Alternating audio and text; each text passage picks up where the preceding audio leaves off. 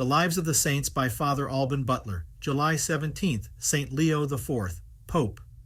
He was son of a Roman nobleman, had been educated in the monastery of St. Martin without the walls, and was made by Sergius II priest of the Four Crowned Martyrs.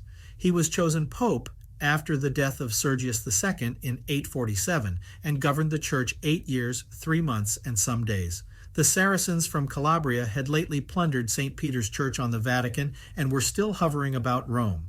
Leo made it his first care to repair the ornamental part of this church, especially the confession or burying place of St. Peter with the altar which stood upon it. To prevent a second plundering of that holy place, he, with the approbation and liberal contributions of the Emperor Lothair, enclosed it and the whole Vatican hill with a wall, and built there a new rione or quarter of the city, which from him is called Leonine. He rebuilt or repaired the walls of the city, fortified with 15 towers. Whilst he was putting Rome in a posture of defense, the Saracens marched towards Porto in order to plunder that town. The Neapolitans sent an army to the assistance of the Romans.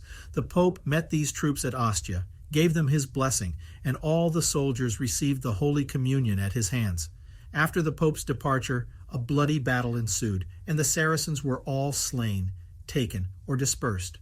The good Pope considered the sins of the people as the chief source of public disasters, and being inflamed with a holy zeal, he most vigorously exerted his authority for the reformation of manners and of the discipline of the Church. For this purpose, he held at Rome a council of 67 bishops, and among other instances, he deposed and excommunicated Anastasius, cardinal priest of St. Marcellus's church, because he had neglected to reside in his parish. He received honorably Æthelwulf, King of England, who, in 854, made a pilgrimage to Rome.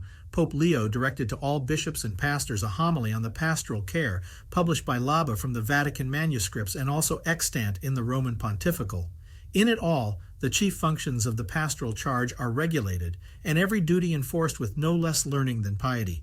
Among other miracles performed by this holy pope, it is recorded that by the sign of the cross he extinguished a great fire in the city, which threatened the church of the Prince of the Apostles. He died on the 17th of July, 855, and Benedict III, priest of the church of St. Calixtus, was immediately chosen pope in his room. He, with many tears, begged that so formidable a burden might not be laid on his shoulders, but could not prevail. Anastasius, the deposed priest, set up for pope and procured the protection of the emperor Louis II.